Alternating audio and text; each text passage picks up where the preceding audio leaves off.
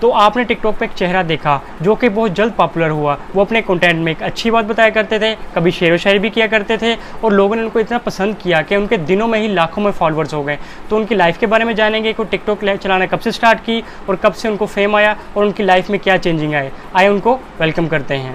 अस्सलाम वालेकुम, कैसे हैं आप दोनों को अपने चैनल पे वेलकम करते हैं। वालेकुम अस्सलाम वरहमतुल्लाहि वबरकातुहू। शुक्रिया, मेहरबानी। चले, मोस्ट वेलकम। सबसे पहले मैं नफीस भाई से स्टार्ट लूँगा। नफीस भाई, सबसे पहले आपसे जानना चाहेंगे कि आप भट्ट साहब से कब मिले, इनकी पहले की लाइफ कैसी थी, आपसे मिलने के बाद इन पे लाइफ पे क्या चेंजिंग आई, सब हम तफसीलन बताएं। अस्सलाम वालेकुम। सबसे पहले मैं तो आपको बहुत शुक्रिया गुजार हूँ आपका उस्मान भाई। तो भट्ट साहब से तो हमारा इंसानियत का रिश्ता तो बहुत देर से था। तो भट्ट साहब को 7 साल पहले मैं मिला था जोहान्सबर्ग टाउन में, साउथ अफ्रीका में। वैसे तो बेसिकली ये मेरे पाकिस्तान, मेरे सियालकोट सिटी से थे। तो मैं थोड़ा थोड़ा करके इनको पहले भी यही बोलता रहता था, यार थोड़ी सी अपनी लाइफ को चेंज कर लो, क्योंकि अकेले माँ के बेटे हैं। ठीक है। तो 17 साल से ज्यादातर हो गया है इनको साउथ अफ्रीका में। तो पहले जब इधर आए थे ये, तो कामकाज के लिए के रोजी रोटी के चक्कर में ही आए थे, क्योंकि जो भी प्रदेश में आपको जारी बातें आता है तो पैसे कमाने के लिए ही आता है। अकेले माँ के बेटे थे। तो इधर सोसाइटियों की वजह से पहले तो उन्होंने काम किया था उस्मान भाई, तो बाद में सोसाइटियों की वजह से ये गलत सोसाइटियों में, फिर वो दोस्तियों के चक्कर में तो एडिक्टेड हो गए थे ड्रग्स के चक्कर में। तो बुरी लाइफ गुजरी। आपको पता है जो होता है आम यूजली हम नशेड़ी लोगों के साथ बर्ताव करते हैं, तो बहुत बुरी हालत, जैसे कि हमारी सोसाइटी आपको पता है इन लोगों को इंसान ही नहीं समझती। पहले पॉइंट होता है इंसान ही नहीं समझती। बिल्कुल। पत्थर मारते हैं, पानी फेंकते हैं, तो इंसान नहीं समझते, खत्म कर देते हैं दुनिया से, इनको फारिग कर दिया जाता है। तो मेरी तो इनसे यही कोशिश थी। एवरीडे जब भी मेरे पास आते थे मैं इनकी कोशिश करता था इनकी माँ के साथ बात करा दूं। कभी मैं कोशिश करता था, पैसे भी देता था, मगर मैं बोलता था यार ये लाइफ कैसी है, आपको बाहर स्ट्रीट में सोते हैं, माइनस में भी टेम्परेचर चल जाता है, तो बारिश में भी बाहर सोना अच्छी बात तो नहीं ना होती। तो बहुत बुरी जिंदगी, आप ये समझ लो दुनिया में जहन्नम। तो कोशिश तो यही थी। जब ये माँ के साथ बात करते थे तो यकीन माने दिल रोता था। इनके लहजे बात करने का तरीका कार, इनका लहजा बात करने का, क्योंकि माँ जो अकेला माँ का बेटा होता है ना, माँ ही उसका दर्द जान सकती है। कोई मैं भी नहीं जान सकता, आप भी नहीं जान सकते। वो दर्द सिर्फ माँ ही जान सकती है। जो जिसका अकेला बेटा हो, तो वो 17 साल से परदेश में भी हो और उसको पता लगे तेरा बेटा उधर स्ट्रीट पे सोता है, मांगता है। और बुरे, हमारी सोसाइटी ऐसे नहीं कहते वो बुरा है, बहुत बुरा भला बोला जाता है। उनके रिश्तेदारों को टॉर्चर किया जाता है, बोला जाता है आपका अकेला बेटा है और उधर 50 सेंट एक रेंट मांगता है। बहुत ज्यादा बुरी हालत होती है। तो मेरी कोशिश यही थी, बहुत देर से इनको मैं समझाता रहता था थोड़ा थोड़ा कर जितनी मेरे से हो सकती थी। मगर लॉकडाउन से पहले फिर मैंने इनसे हाथ बांधे, मैंने बोला अब भी अपनी लाइफ चेंज कर लो। अब तो आप बाहर मर सकते हो, क्योंकि इतनी देर 2 महीने विदाउट खाने के या बाहर कोई भी शॉप नहीं खुली होगी, किधर से लोगे। तो फिर मैंने किसी से बोला, तो अल्हम्दुलिल्लाह रहाइश में रहे। तो फिर आफ्टर लॉकडाउन जब हमने शॉप खोली ना, तो फिर मैंने इनसे पूछा कैसी लाइफ रही, वो सर पे छत होना कैसा आपको लगा। इन्होंने माशाल्लाह बहुत खुशी का इजहार किया और इन्होंने बोला वो बहुत अच्छा लगा। तो फिर मैंने इनको रूम लेके दिया, तो अपने भाइयों की तावन से। तो मैंने फिर जो है ना इनको जब रूम लेके दिया ना, तो फिर थोड़ा थोड़ा मैं एवरीडे बोलता रहता था यार चेंज कर दो। तो मैं सोच रहा था अगर ये इनके छोड़ भी दे, ये ड्रग्स छोड़ देता है, ये कौन सी दुनिया में आएगा, क्या इसका मसलन के इसके नेक्स्ट क्या करेगा, नशा छुड़ा के नेक्स्ट ये इसको क्या चीज देंगे, उसके बदले में इसको क्या चीज दी जाए। तो फिर मेरे को एक दिन आइडिया आया, क्योंकि क्यों ना इसको टिकटॉक में, इसकी माशाल्लाह वॉइस बहुत अच्छी है भट्ट साहब की, क्यों ना इनसे टिकटॉक के हवाले से कुछ लोग, हर बंदा अपना फन दिखाता है टिकटॉक के जरिए, तो मैंने इनको बोला लॉकडाउन के हवाले से कुछ बोल दो। इन्होंने माशाल्लाह इंग्लिश में स्पीच की, तो बहुत लोगों को पसंद आई, वो बहुत पसंद आई इनकी स्पीच वो। तो फिर ऐसे ही हमारा ठीक है वो शौक बढ़ गया मेरा भी। कुछ मैंने बातें लिख के ले जानी और कुछ भट्ट साहब ने खुद से। तो ऐसे ही हमें रात के एक एक रात का एक भी बज जाता था। कोई अच्छी सुबह बात वीडियो, हमारा जिंदगी का मकसद ही ये हो गया था कि हमने जो है ना किसी भट्ट साहब की तरह, जैसे भट्ट साहब एडिटिंग हुए हैं ना, ऐसे कोई बच्चा ना हो। मैंने इनसे यही मौजू में वीडियो बनानी शुरू कर दी। भट्ट साहब आप गलत सोसाइटियों में कैसे पढ़े, भट्ट साहब आप ऐसे क्यों हुए। तो माशाल्लाह भट्ट साहब वो बताते रहे और लोग इनको चाहने वाले बढ़ते गए। इंडिया में हमारा 82 चले। बिल्कुल बिल्कुल नफीस भाई, मैं भी थोड़ा बिल्कुल यहाँ पे जानना चाहूँगा, भट्ट साहब की तरफ थोड़ा सा आते हैं। भट्ट साहब, सबसे पहले तो हमने भट्ट साहब सुना है, आपका नाम क्या है रियल? मेरा नाम नासिर भट्ट है जी, नासिर जी, नासिर भट्ट, ठीक है। नासिर भाई, अब यहाँ पे बिल्कुल आपकी लाइफ स्टोरी आपकी ज़ुबानी भी जानना चाहेंगे। आपका साउथ अफ्रीका कैसे आना हुआ, सबसे पहले ये जानेंगे। उसके बाद आपको एकदम से फेम आना, आपकी वीडियोस को इतनी क्वालिटी में शेयर करना लोगों का, आपके साथ पहले लोगों का क्या रिएक्शन था और फेम आने के बाद क्या रिएक्शन था, आप तफसीलन आपकी ज़ुबानी हो जाए। भाईजान 2003 में मैं आया था साउथ अफ्रीका, सियालकोट से। तो काम के सिलसिले में काम वाम करता रहा। ठीक है। यहाँ पे दोस्त बनाए, घर भी सपोर्ट जितनी हो सकती थी करता रहा। बस मामला थोड़े से उल्टे हो गए। मेरी एक आदत थी कि मैं हर बंदे पे ट्रस्ट करता था। तो कुछ ऐसे दोस्त मिले जिन्होंने यूज भी किया और बस मुझे गलत रास्ते पे डाल दिया, जिसकी वजह से नौबत यहाँ तक आ गई कि मैं सड़कों पे आ गया। ना खाने की फिक्र, ना कपड़ा पास, कुछ भी नहीं। बड़ी शर्मिंदगी घर वालों के लिए भी, फैमिली के लिए भी। बहुत लेट डाउन किया मैंने उन्हें। बस अल्लाह पाक ने, वो क्या कहते हैं कि हर किसी के किस्मत में अच्छा टाइम और अच्छे लोग नहीं आते। अल्लाह पाक ने मेरी माँ की कोई दुआ कबूल की और मुझे नफीस भाई जैसा नफीस इंसान मिलवा दिया और मैं उस दलदल से निकल के एक नई लाइफ को स्टार्ट लेने में कामयाब हो गया माशाल्लाह। और इंशाल्लाह अल्लाह पाक जो बेहतर करें हमारे लिए, आमीन आमीन। बट साहब, यहाँ पे ये भी जानना चाहेंगे कि आपको ड्रग्स एडिक्शन भी वहीं से लगी जब आप स्ट्रीट्स वगैरह में? नहीं भाई, ये मुझे क्योंकि मैं काम वाम करता था तो कुछ दोस्त थे पाकिस्तानी, वो ड्रिंक करनी, इधर उधर जाना, गांजा वांजा पीना।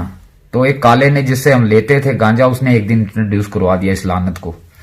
तो बस वो जिस दिन मुंह को लगी, फिर मेरा मामला खराब से खराब होते रहे।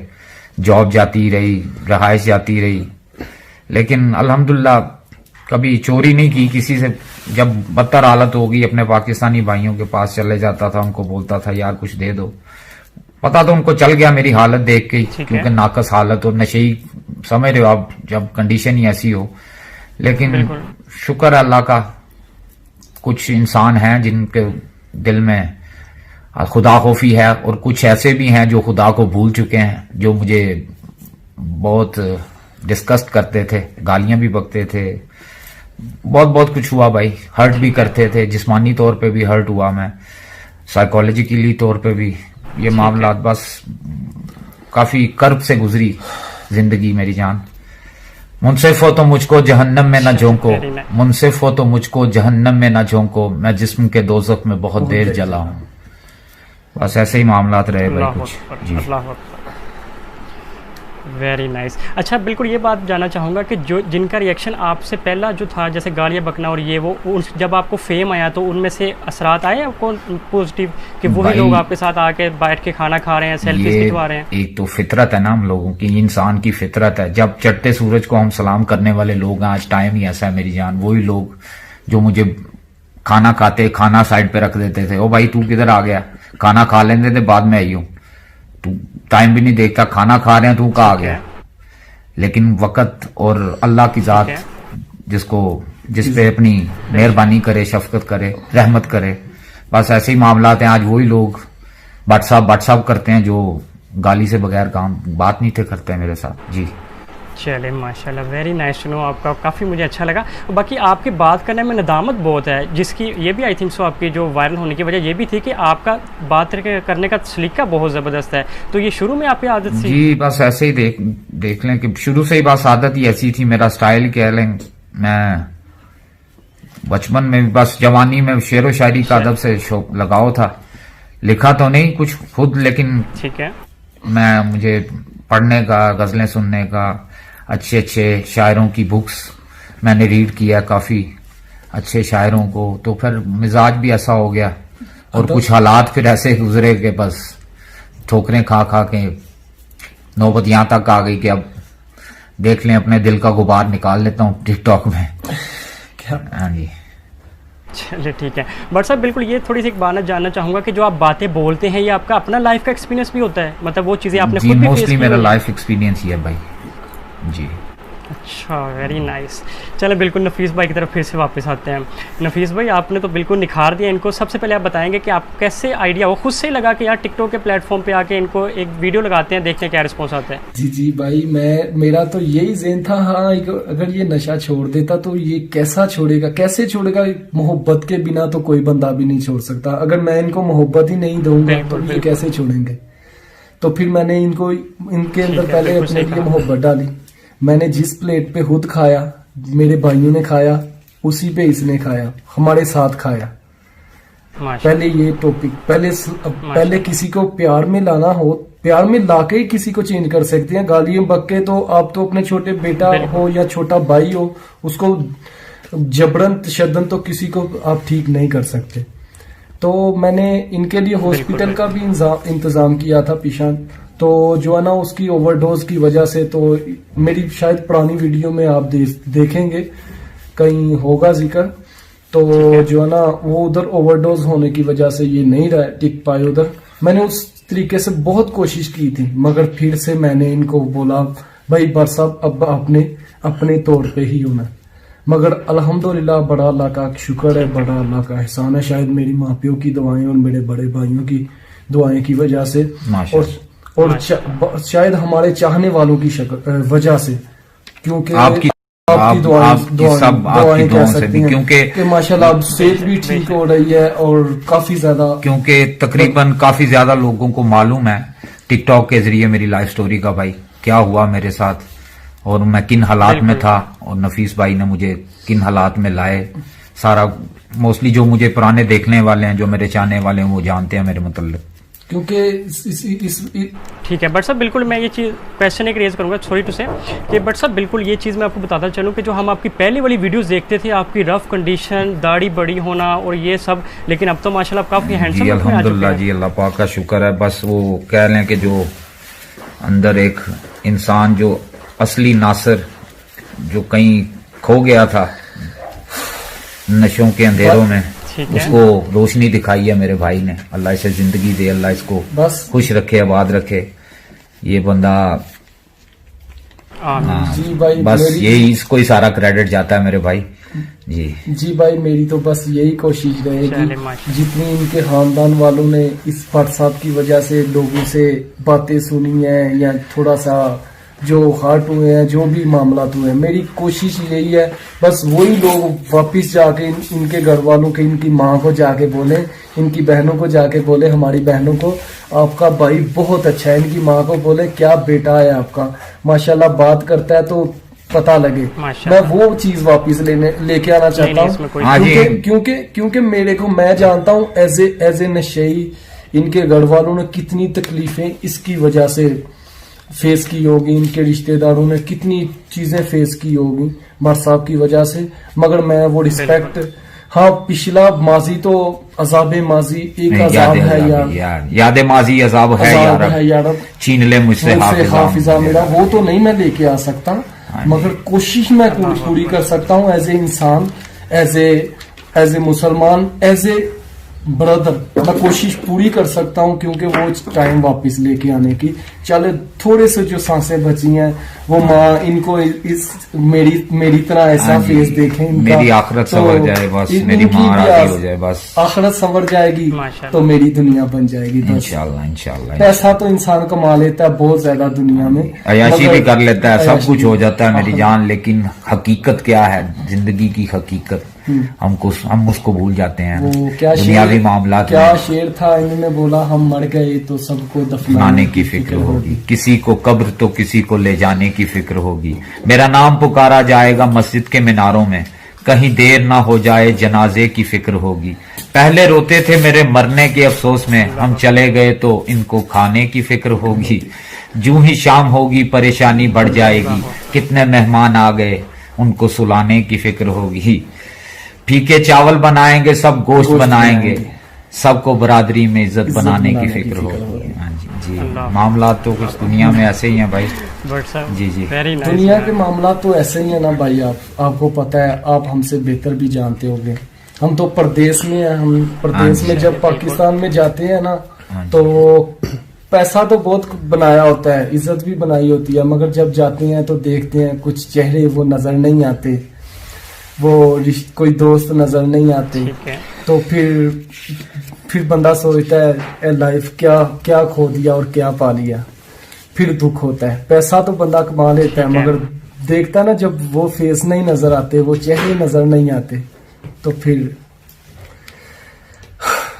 प्रदेश। ठीक है, बट साहब यहाँ पे एक क्वेश्चन ये भी आपसे जानना चाहूँगा कि साउथ अफ्रीका में आपको कुछ चेहरे ऐसे मिलते हैं जो आपको पहचानते हों, क्योंकि वहाँ भी आपकी वीडियोस देखी जा रही हैं जी, और पाकिस्तान में भी क्यों नहीं भाई, यहाँ पे माशाल्लाह यहाँ पे भी कोई ना कोई हमारी दुकान पे आता रहता है तकरीबन रोजाना ही, कोई बड़ी बड़ी दूर से यहाँ से जो यहाँ पे मुकीम है रोजी रोटी के सिलसिले में, दूसरे शहरों में काफी दूर दूर से मेरे पाकिस्तानी भाई, यहाँ पे जो इंडियन मुस्लिम भाई हैं और बांग्लादेशी भाई, काफी जो मुझे लोग यहाँ पे भी पसंद करते हैं भाई, बहुत ज्यादा पसंद करते हैं माशाल्लाह, अल्लाह उन्हें खुश रखे जी।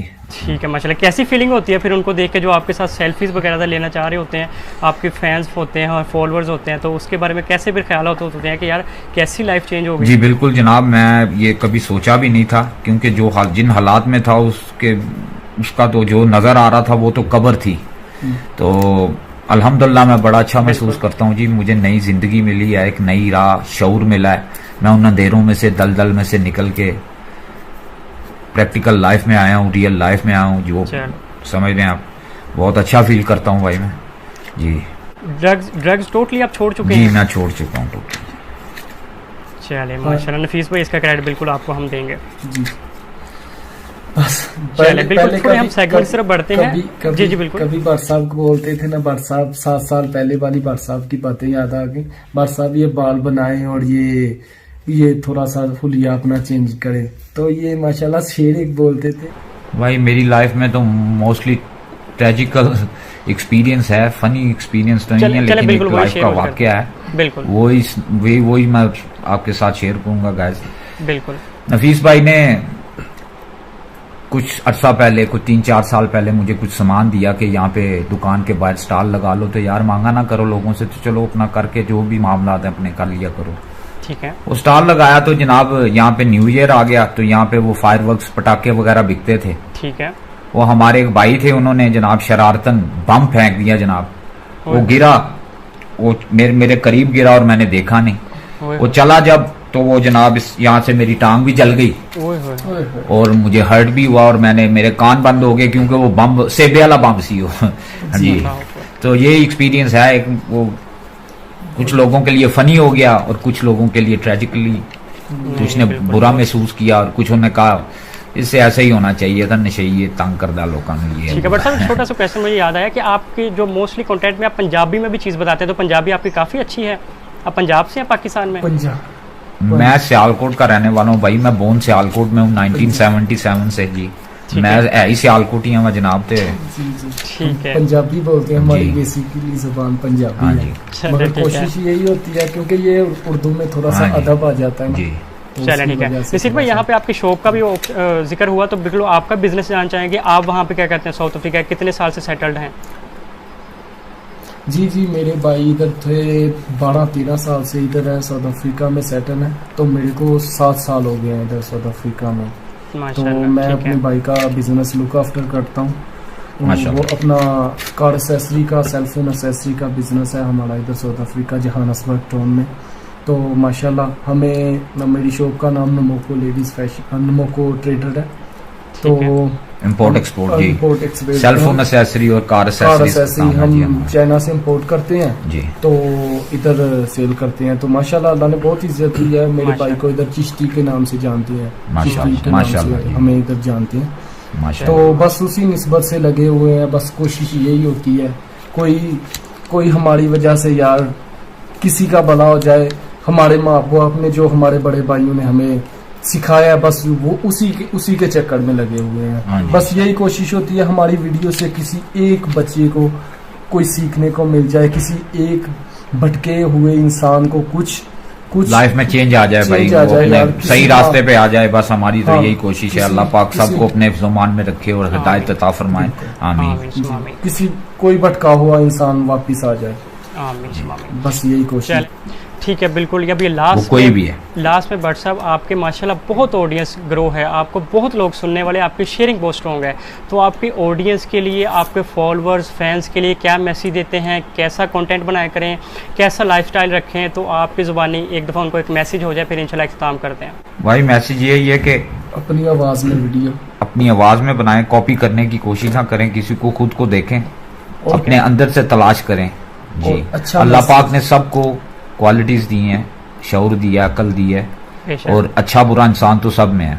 तो अपने अच्छे इंसान को आप दुनिया के सामने इंट्रोड्यूस करवाने की कोशिश बुरा करें। इंसान तो दिखने में नजर आता है, शैतानी दुनिया तो ऑलरेडी ऑलमोस्ट जा रही है उस तरफ, लेकिन कोशिश करें, क्योंकि कल को मेरी जान दुनिया छोड़ के भी जाना है। उस जिस सोने रब ने भेजा उन्होंने मुंह भी विखाना सा। इंसान क्योंकि जिंदगी जड़ी है ना, वो दिखन च तो 70 साल 80 साल 100 साल, लेकिन बड़ी छोटी है, ख्वाब की तरह गुजर जाती है मेरी जान। तो अगर 100 बरस का पल की खबर नहीं मेरी जान जी, यही मामला है। अगर आप कोई अच्छा सोचो, अच्छा होगा। हाँ जी, बुरा सोचो बुरा, हाँ अंत कर भला सो हो भला, अंत भले दा भला, कर बुरा सो हो बुरा, अंत बुरे दा बुरा। गल है ये, जो ਵੱਡੇ ਸਾਡੇ ਕਹਿ ਗਏ ਨੇ ਉਹੀ ਹੱਕ ਹੈ, ਉਹੀ ਸੱਚ ਹੈ, ਤੇ ਉਹਦੇ ਨਾਲ ਹੀ ਅਸੀਂ ਵੀ ਕਾਇਮ दायम ਹੈਗੇ ਆ ਤੇ ਰਵਾਂਗੇ इंशाल्लाह। हाँ जी इंशाल्लाह। चल नफीस भाई, एक आपकी तरफ से मैसेज हो जाए, फिर इंशाल्लाह इख्तिताम करते हैं। कोई आपके ऑडियंस के लिए मैसेज? बस भाई क्योंकि आपका माशाल्लाह बहुत आपका हाथ है, भट्ट साहब को माशाल्लाह आगे आने में, उनकी हेल्प करने में बिल्कुल क्रेडिट आपको देते हैं। तो आपका मैसेज क्या हो जाए, हेल्प करें लोग की कैसे, मतलब आप अपने ज़ुबानी बताएं। जी भाई, मेरा यही मैसेज है सभी को, बस कारोबार भी करें, कुछ भी करते हैं, बस अल्लाह की राह में उसका 10% 5% मुकर्रर करें, आपके बिजनेस को भी बेहतरी आएगी, और आपके पैसे से जो अल्लाह ने आपको दिया है उससे किसी गरीब का भी भला हो जाएगा, और उसको देने से आपका कम नहीं होगा, उसको देने से आपका कई गुना बढ़ के वापिस आएगा। चाहे वो मोहब्बत हो, चाहे वो दौलत हो, चाहे वो प्यार हो, बांटो, आपको बढ़ के मिलेगा। उम्मीद करता हूँ आपको इंटरव्यू पसंद आया होगा। Subscribe now and press the bell icon, never miss an update.